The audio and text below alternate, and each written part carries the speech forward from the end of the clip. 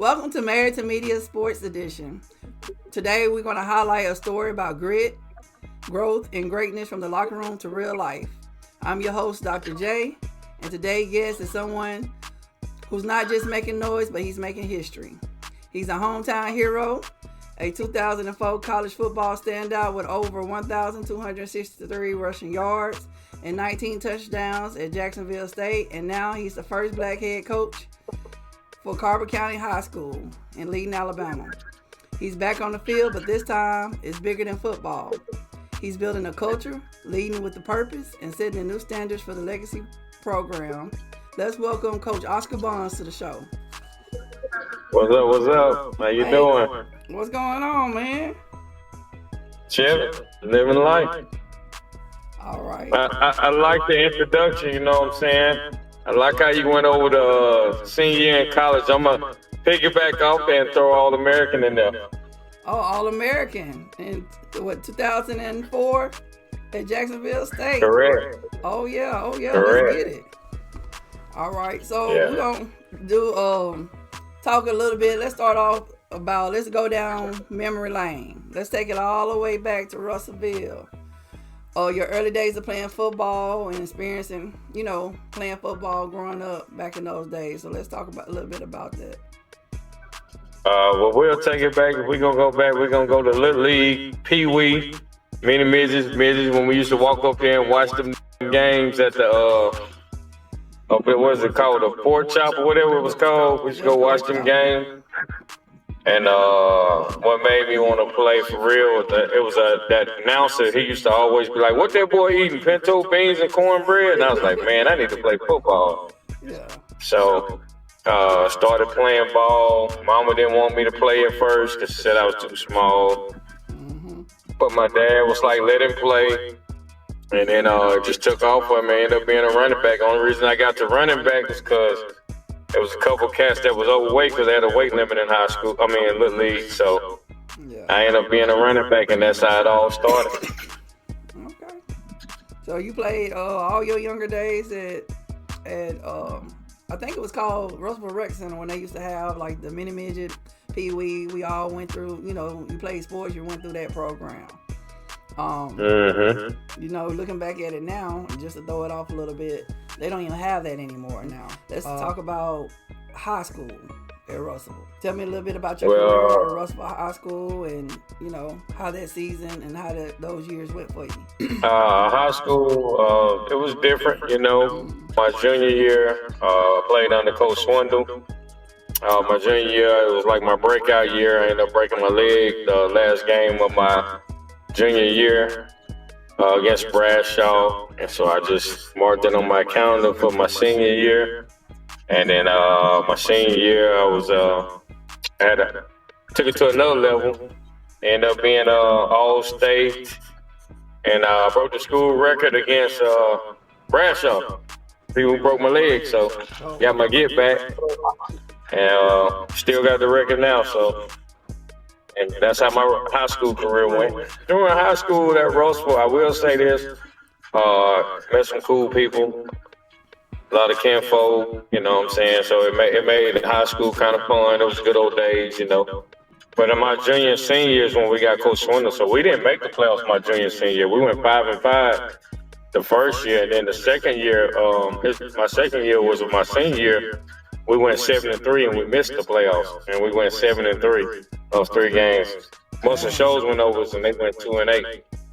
So I didn't get to experience the playoffs in high school, but that was my motivation going on to college. Okay. So after you left Russellville, let's talk about a little bit about that. Before you went to Jacksonville, you made a minor adjustment and took another route. Yeah. So coming out of high school. Like I tell kids all the time now that I coach is take your academics serious, prep for the ACT and all that, because I ended up signing as a prop because I didn't have the ACT score. But if I would have had the score, I was either going to go to Ole Miss or Louisville out of high school, but I didn't have the score, so I ended up signing with Tennessee Tech. I had the opportunity to go to Tennessee Tech. It really didn't work out for me. Got a little homesick, and I got depressed and I started having little anxiety problems, like anxiety attacks. Figured out what panic attacks was. So I figured like I needed a change of scenery.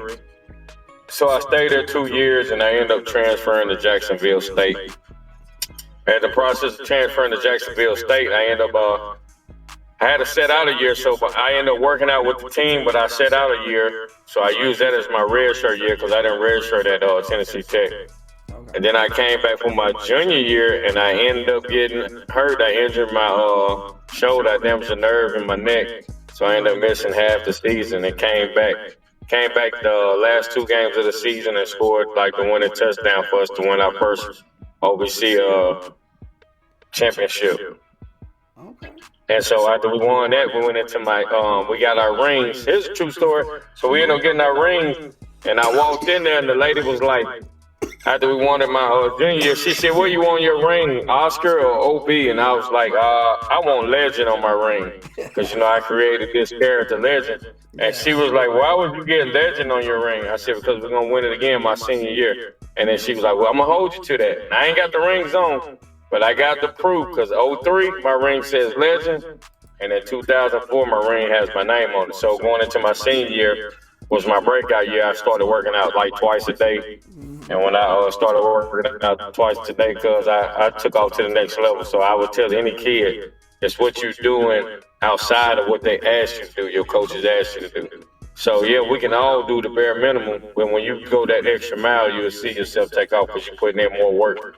So when I put in that more work, my senior year I ended up being an All-American and broke the school. I broke the school record there for touchdowns. So, and I took it and we won back-to-back OVC rings. And I was back in there getting another one, cuz that's 2. That's 2.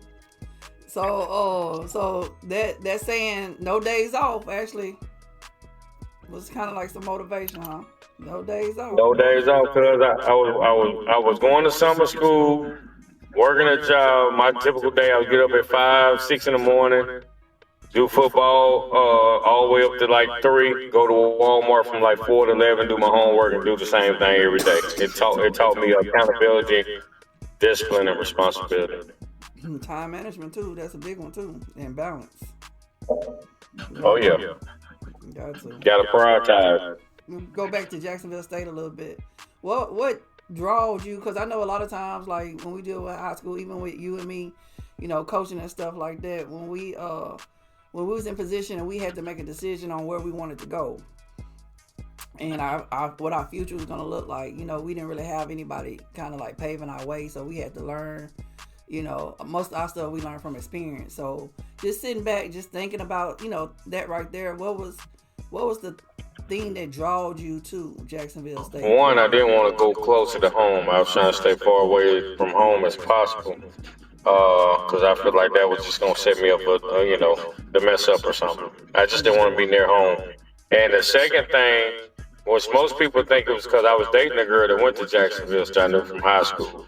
Yeah. And everybody based my decision off that, but it really was her dad because her dad was the offensive coordinator at UNA. And he ended up going to Jacksonville State. He actually he came and got me and took me on my visit to Jacksonville State when I was in high school. And I wanted to go there straight out of high school because I trusted him. But I ended up, my family wanted me to go to Tennessee Tech. So I made the decision to go to Tennessee Tech based off my parents and my family wanted me to go there. But I never really wanted to go there out of high school. So what I do now when I'm talking to high school kids now, I always say, go where you feel like you'll be happy, not where everybody else wants you to be at. So it really was Coach Slater, just my trust for him. And I knew he's going to look out for me, so that was one of the biggest reasons. Yeah, I agree about that. Going somewhere that, you feel comfortable going. A lot of times our parents made a lot of decisions for us. But, going back, being able to tell kids, what we know, we already walked those lines and things, and being able to share that experience with them. Another thing is going somewhere that runs the type of offense or defense that you like doing too. You feel like that's a big part too? Like, for instance, I know like football, if you say for instance, you a running back, you want to go to a program that runs the ball, right? So a lot of times kids don't even think about that aspect of picking the school that they want to go to. Well, the second time when I made my choice, I just wanted to go somewhere where I was gonna be happy. You know what I'm saying? I feel like if I'm happy, I'm gonna excel because I'm gonna be more, devoted to it. I just system plays a part.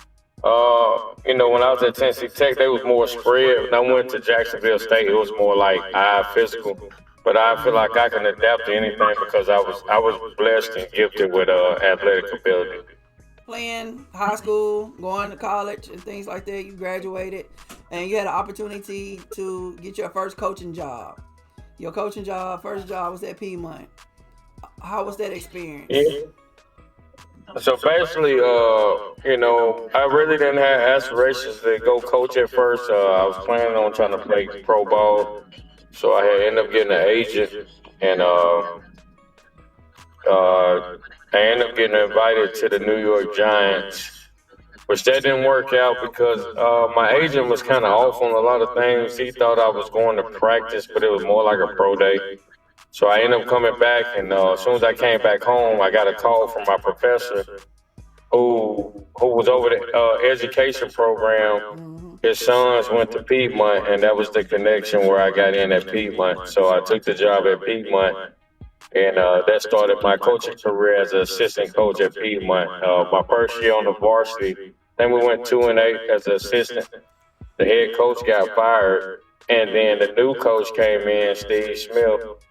And I decided at that time, I was 24 years old, I really wasn't focused on wanting to devote that much time to football. So I figured I was going to take a lesser role and go to the junior high. So I asked him, could I work with the middle school kids?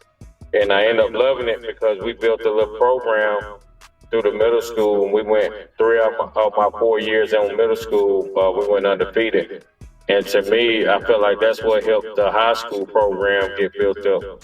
And that's when I realized you build your program through your middle school, your youth up. And that was the turning point. So when I went down there, when there were 3 teams went undefeated, I came up to varsity. And when I got to varsity, we ended up winning 2 back-to-back state championships in 15 and 16. And I did middle school for about 6 years, and it's just crazy how you can go from being at the lowest point on the totem pole to how fast you can rise. So, I decided to come to varsity. Within the first 2 or 3 years, we won state. We won back-to-back state. And then the third year, we was trying to three-peat, and we lost on last play of the game in the semifinals. And that's when I ended up getting my first opportunity to leave Piedmont. I think just, being around other coaches and things like that, a lot of times I feel like things fall through the crack when we're dealing with like junior high players and stuff like that. And when we get them in high school, they don't have the fundamentals that they need at the junior high level.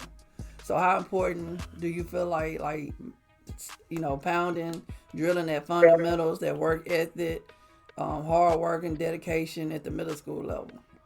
Let's talk a little bit about that. Yeah.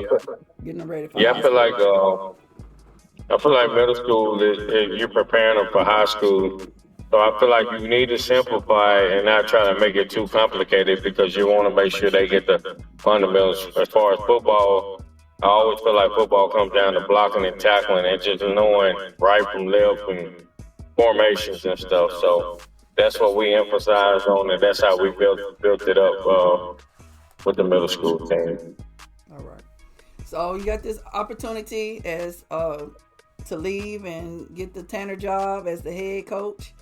How was that experience when you got the call saying that, hey, you're the new head football coach for Tanner? Because I know you had a couple of obstacles when you walked into the program itself. So anybody that has aspirations of ever being a head coach, usually the first job you take, you're not going to have the things you need, and you're just really just trying to get your foot in the door.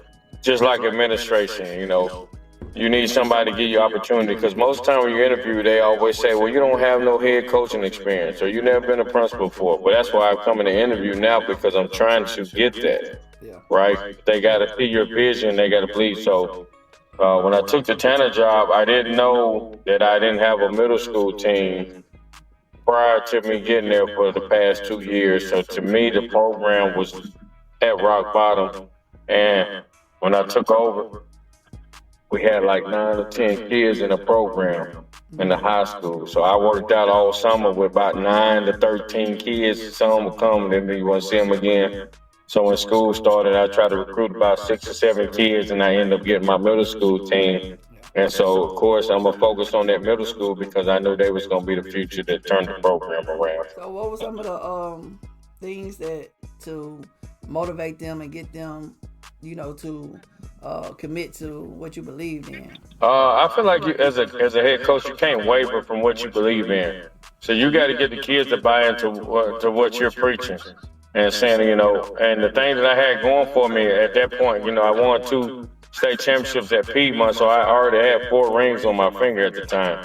So now on my finger, so it's like, hey, if you listen to me, we're gonna turn the things around here. And I just sold what I believed in, and then you got to, they gonna watch and see how you act. So you got to be a reflection of what you taught, and that's basically what I did, and we built it from the ground up.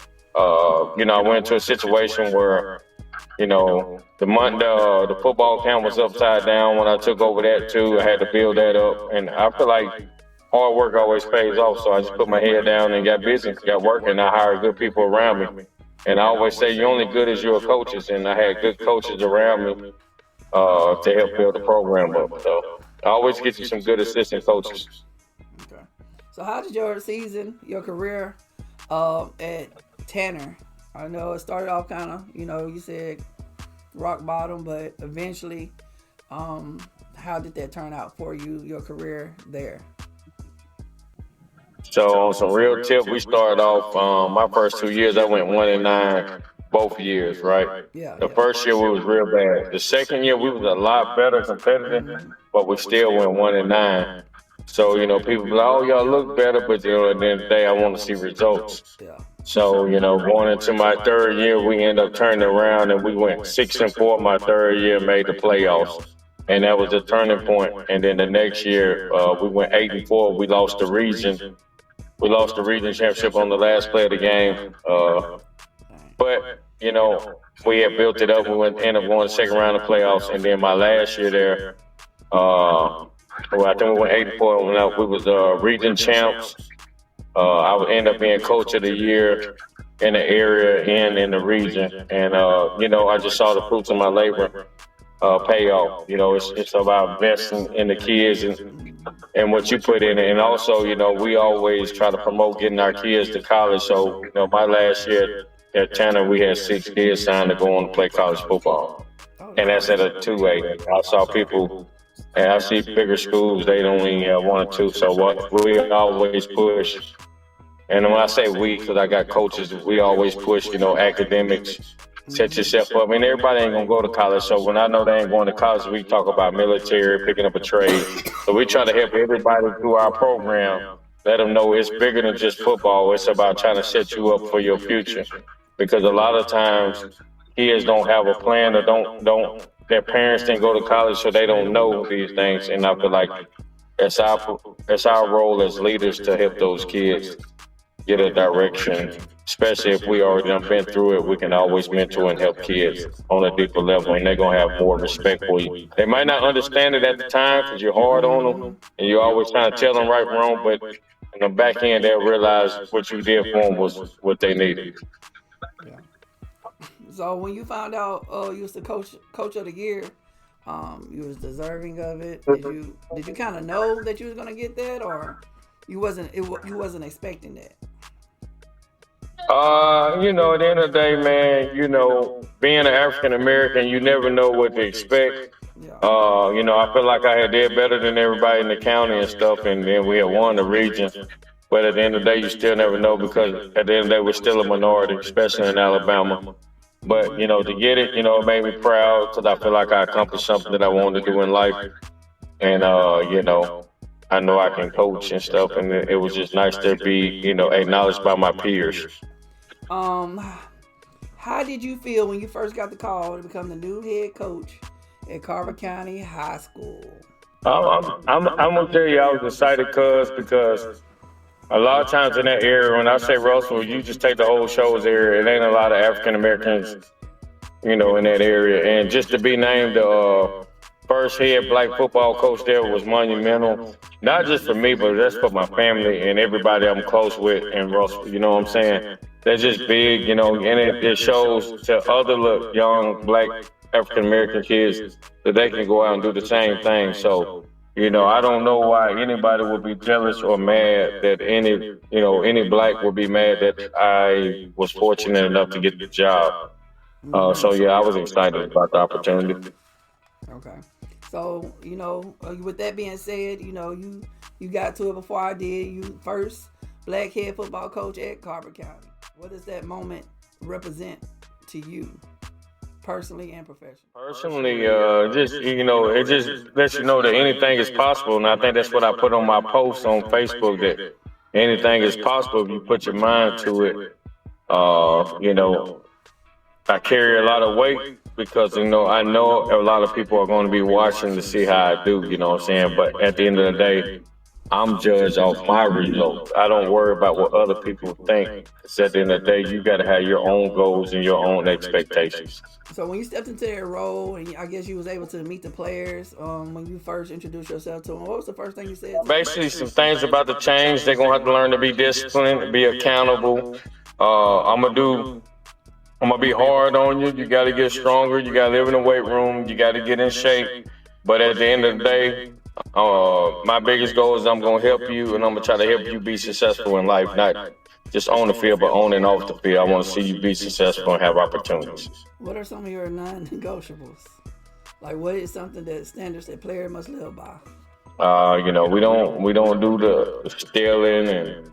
You got to be accountable. You got to come to practice. When the season starts, you can't, and we definitely don't do disrespect. If you think you're going to be disrespectful, you're not going to play for me. I don't argue with kids. If I tell you to do something, I expect you to do it. If another coach tell you to do something, I expect you to do it. If you're non-coachable, I can't coach you. And I just dismiss you from the team.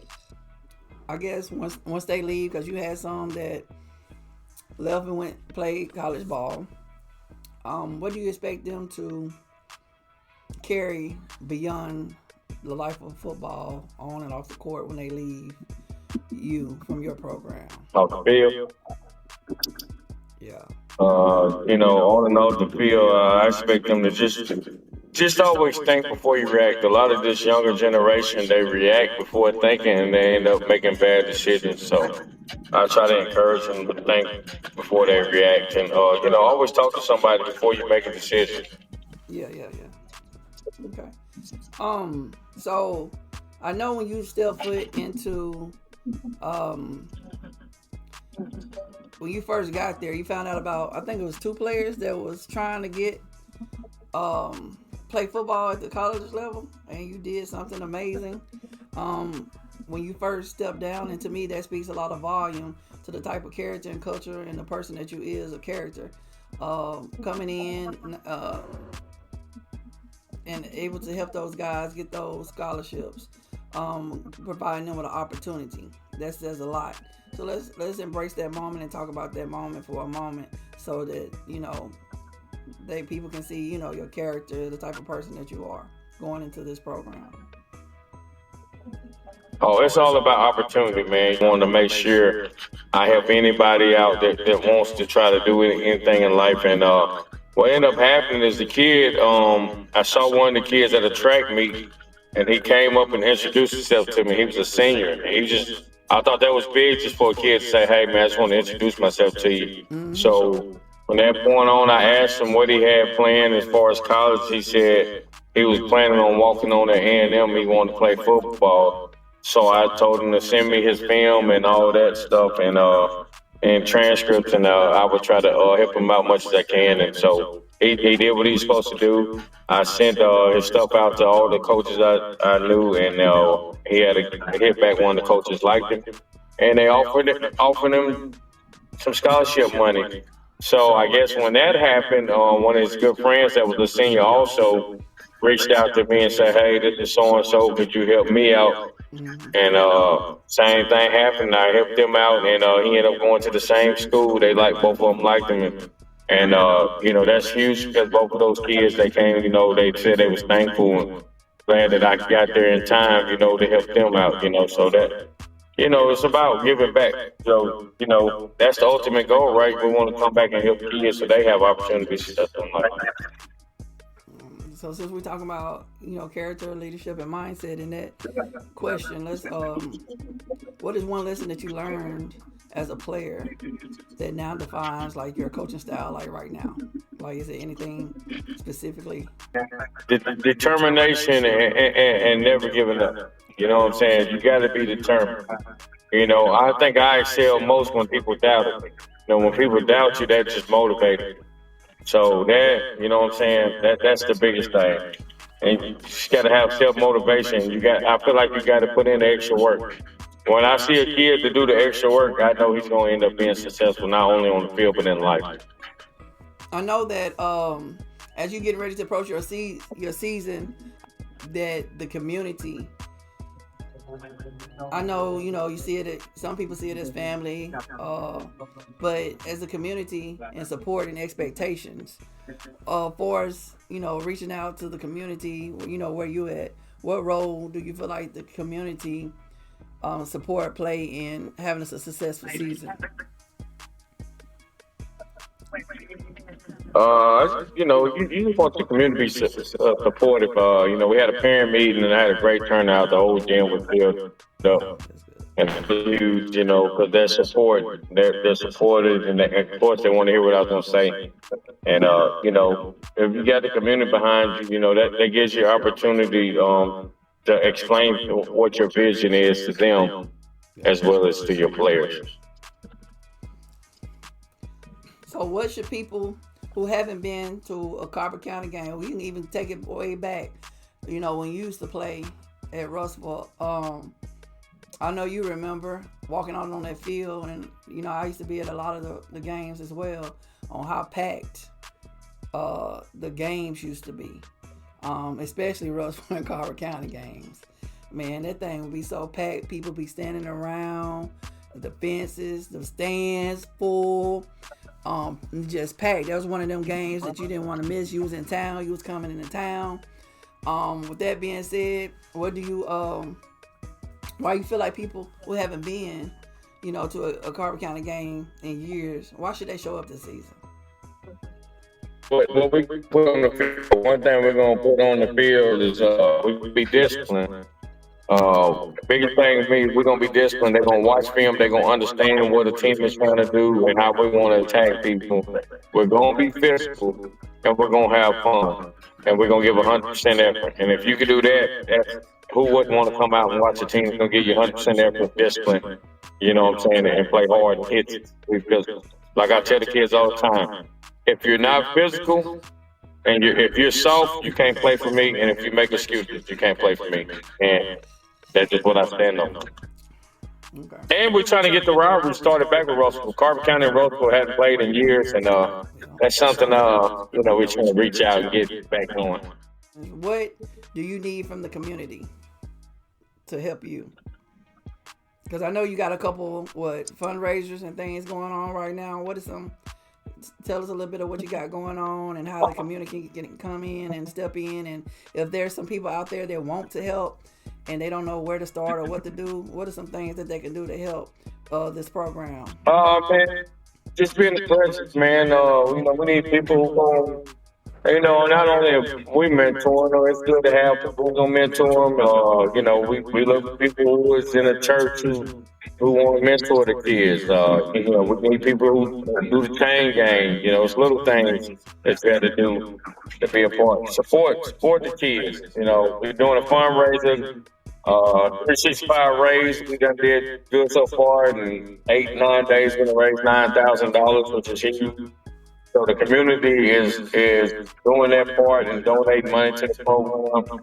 We also we're trying to get grant money. We started this thing with T-Mobile, called T-Mobile Friday Night Lights. If we make the top 16 finalists, we get $25,000 donated to the program. T-Mobile will come out They'll come to a game, they'll set up the cameras, and they'll promote our school on every social media, Twitter, Instagram, Facebook.